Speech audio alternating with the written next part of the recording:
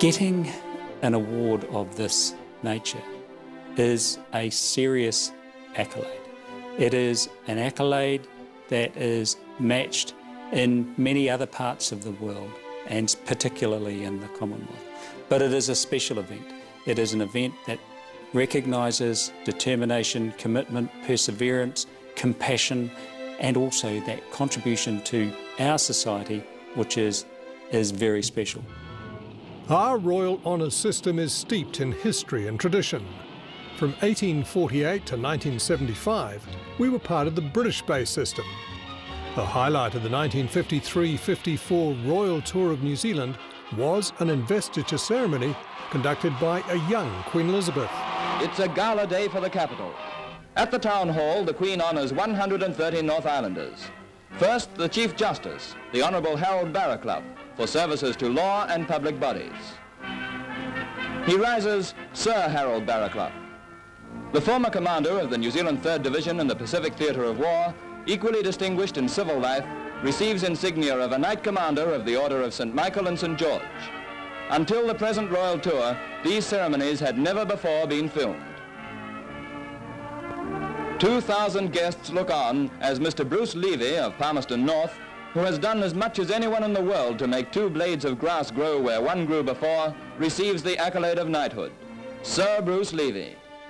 The awards nowadays are presented at either Government House Wellington or the Governor-General's Auckland residence for those receiving accolades in the Upper North Island. A fully Indigenous honours system was adopted in 1996 when the New Zealand Order of Merit was introduced. Participating in the investiture ceremonies, as I do, is the singular most important event that I run as a Governor-General on behalf of Her Majesty. It is important because I am able, on behalf of all New Zealanders, to both recognise but also thank extraordinary New Zealanders, outstanding New Zealanders, for what they have done to make our society a better society. Our highest award is still the Victoria Cross, awarded recently to Corporal Willie Apiata for extreme bravery under fire rescuing a wounded comrade in Afghanistan. The Order of New Zealand comes next, with its ordinary membership restricted to just 20 living persons. Then the New Zealand Order of Merit, which has 5 levels, with men in the top 2 levels called Sir. Dames and Knights Grand Companions, Dames and Knights Companions, Companions, Officers and Members. And the Queen's Service Order and Queen's Service Medal, designed to recognise community and public service. New Zealand's honours system also includes a series of gallantry and bravery awards. I think it is important that we acknowledge and celebrate the people in our society that do make a contribution, that do show that there is something special about helping others, because that's what most people are recognised for, whether that's in a singular act or in a series of commitments to the society that we live in. I think it's really important. The awards are presented by Her Majesty's representative in New Zealand, His Excellency the Governor-General.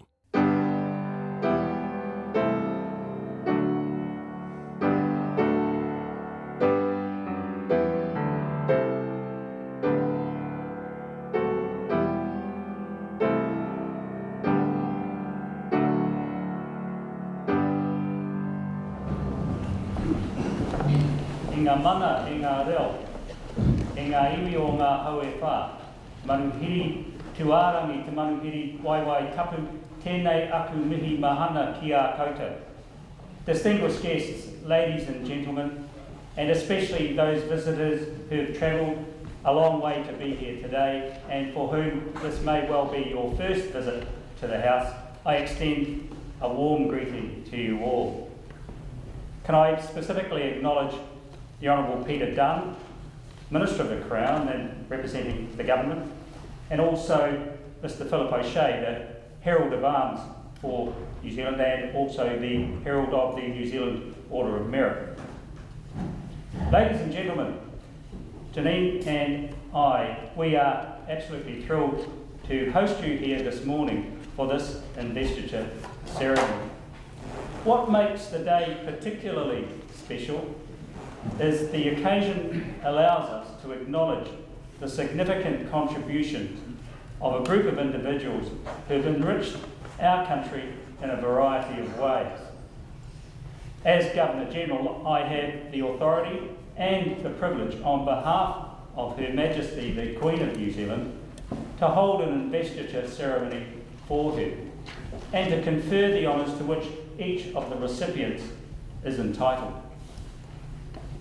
Those being honoured today have rendered outstanding service to the people of New Zealand and to the Crown, and so it is appropriate that we have this ceremony to acknowledge their contributions today. As each individual comes forward to their honour and receives their honour, I invite you to join with me in acknowledging, in thanking, and also in congratulating them on their service to our country.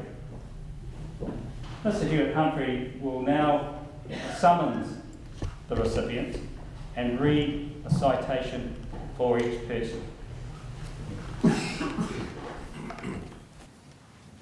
Your Excellency, to receive the Queen's Service Medal, Mr. George Arulanantam and Mrs. Anne Uma George of Auckland, for services to the Tamil community.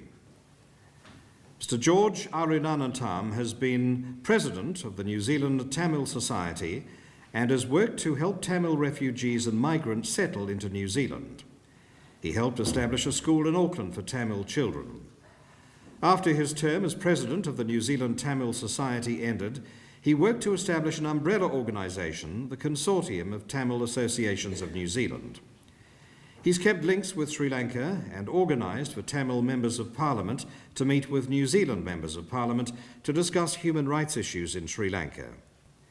In 2003, he formed a Punga, or Tamil Community Education Centre, and continues to be a board member. He's an executive member of the Refugee Council and liaises with the Department of Labour's Immigration Service. Mr. Arulanantam is a Justice of the Peace and in 2011 received the Kiwibank New Zealander of the Year Award Certificate of Achievement in the Local Hero category. Mrs. Anne Uma George has been the coordinator of the Tamil Community Education Centre in Mount Roskill since 2003. She also coordinates the Auckland Refugee Community Coalition Women's Group and Counselling. She's been a board member of the Mount Roskill Community House Advisory Committee, the Vice Chairman of the Auckland Refugee Community Coalition, a member of the Auckland Refugee Council, and a member of the Asian Social Service of New Zealand. She's currently on the steering group of the National Refugee Network and an advisory board member of React Now. She's helped to establish community playgroups to aid community integration. Mrs. George has been a teacher in Auckland for more than 11 years.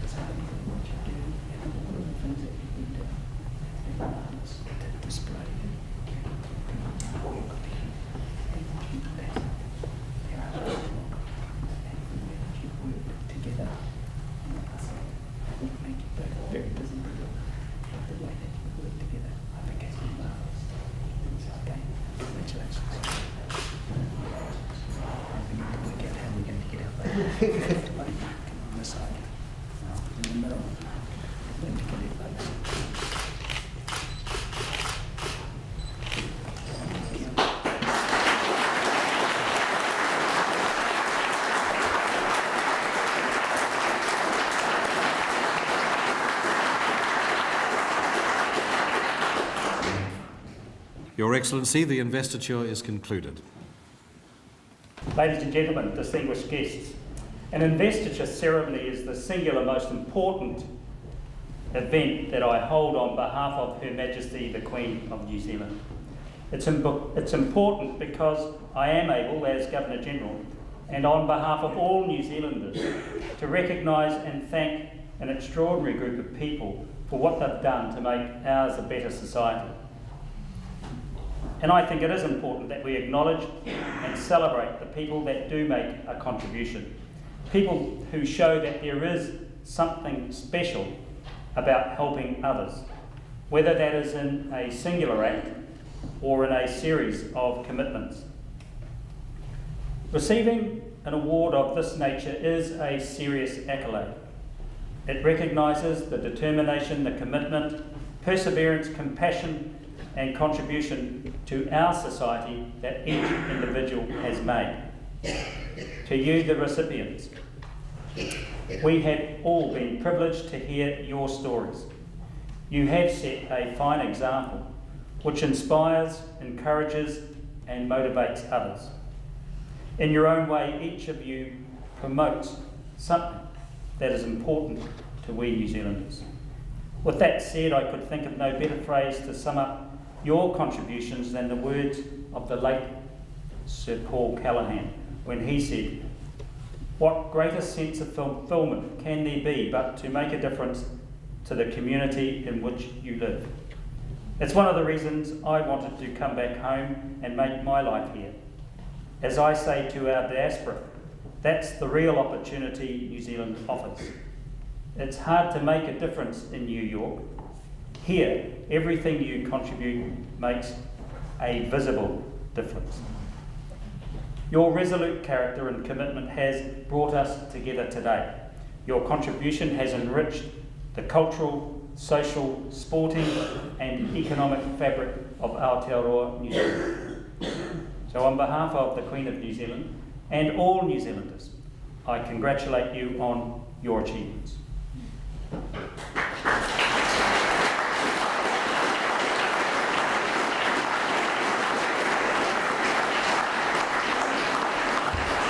Ladies and gentlemen, there are three things left to do before we end this formal part of the investiture ceremony. The first will be to congratulate collectively the recipients, because I think they really do deserve it. Secondly, there will be a little song to sing, it's a hymn. And then thirdly, there will be the opportunity to join with the recipients in refreshments as we celebrate the house. And of course, one of those who was award recognised today, you can look at his work. So first, could I ask you all to join with me in congratulating collectively the recipients.